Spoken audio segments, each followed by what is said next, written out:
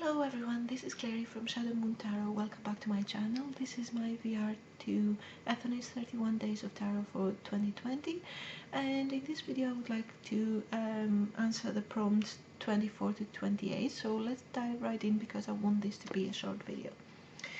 Your top 5 tarot books of 2010 to 2019, and I have already mentioned my favorite books of 2019 in my second video for this challenge, and as I have said, my all-time favorite tarot book is Tarot for Yourself by Mary K. Greer.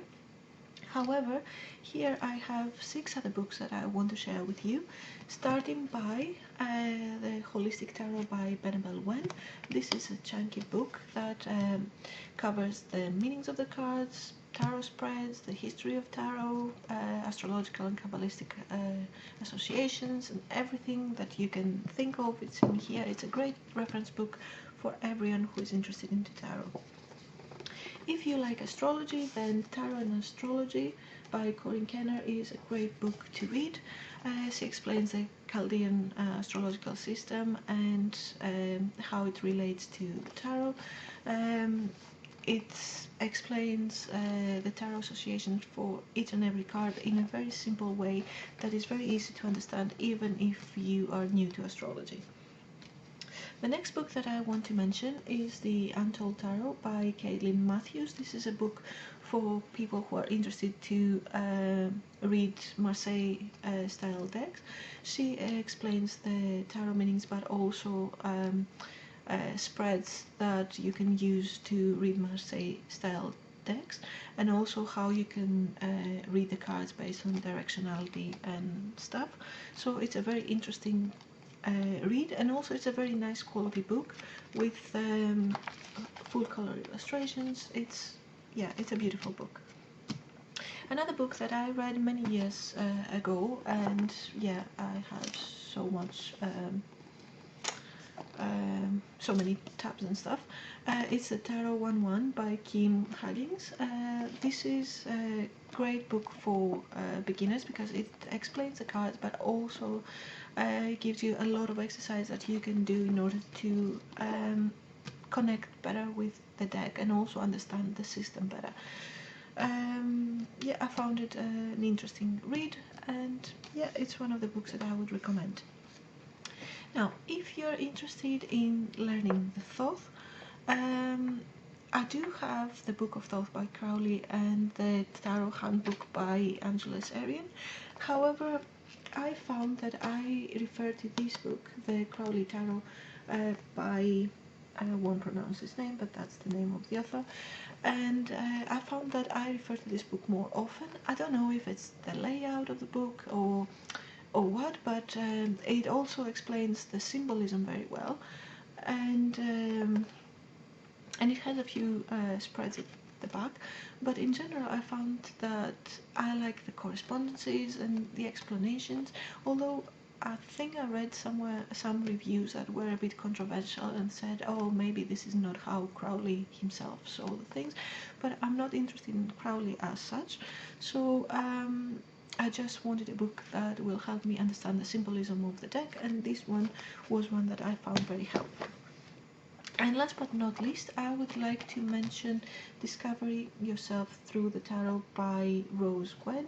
This is this book is not for beginners.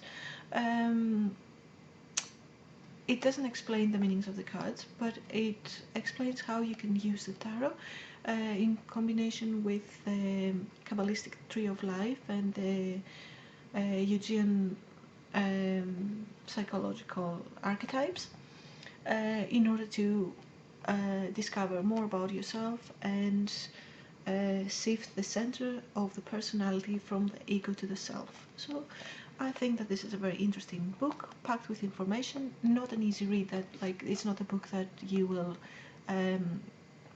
read in a day or two or a week, because it's packed with spreads and exercises, but although it's a small book, it takes time to read, but it's a great book. It's very interesting. Question 25. If you could meet any tarot creator, author, etc., who would it be and when? And obviously there are many people in this tarot community that are deck creators and tarot authors, so I would like to meet all of them, and I'm not going to mention the names because I don't want to miss anyone out. Also, there are people like Barbara Moore and Mary Kay Greer and Melissa Sinova that have many years of tarot experience on their back and a lot of knowledge that they can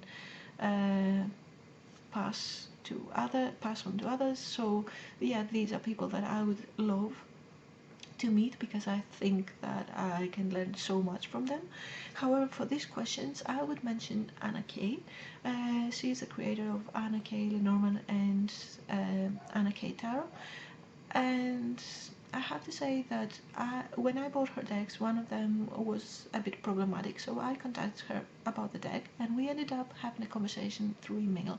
And I am well impressed by her personality.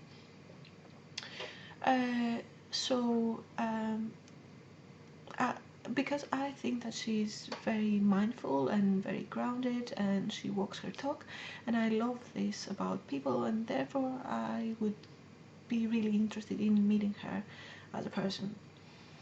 26. Show us your tarot journal if you have one. Well, I have more than one. I'm a journal junkie, and one of them is for personal reading, so I won't show you that one, but I will show you this one. Is just one that I use to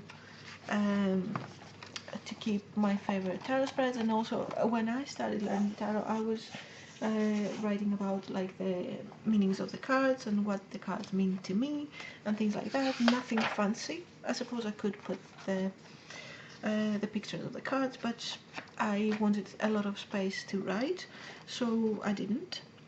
And also I keep my favorite like tarot spreads, and this is not fancy, but it's a journal that I go back to again and again because, as I said, it has my favorite tarot spreads and I use them all the time. Another journal that it's basically a sketchbook that I just decorated the cover, and I'm using for like Instagram challenges and moon readings and stuff. It's this one, and I have some personal readings here as well. And here, like, I have the prompts and then I write my answers. This is not very fancy either, but I find that it's practical, and I like writing my readings because I think that when I take the time to actually write the answers, they stick with me for a longer time. So yeah, I would recommend people keeping journals because one, you spend more time with a reading and therefore you can remember more, and also you can go back and check back your reading, reflect on it, and also see the progress of you as a tarot reader. Question 27. What is the strangest place you read in 2010 to 2019, and tell us about your reading?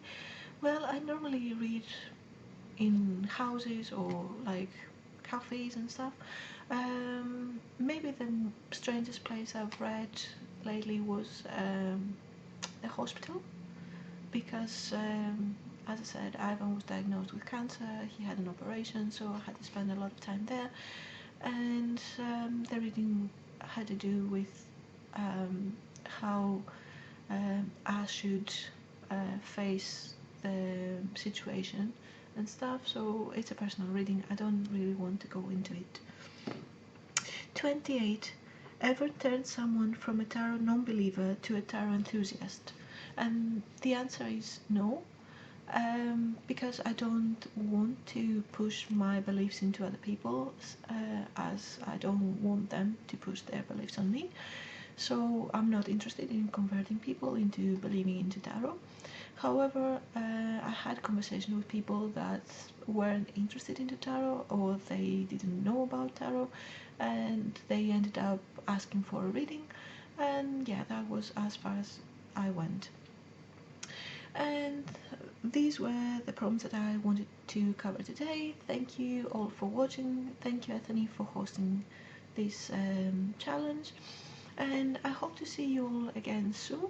If you want to stay connected, please hit the subscribe button and the notification bell, and until next time, much love.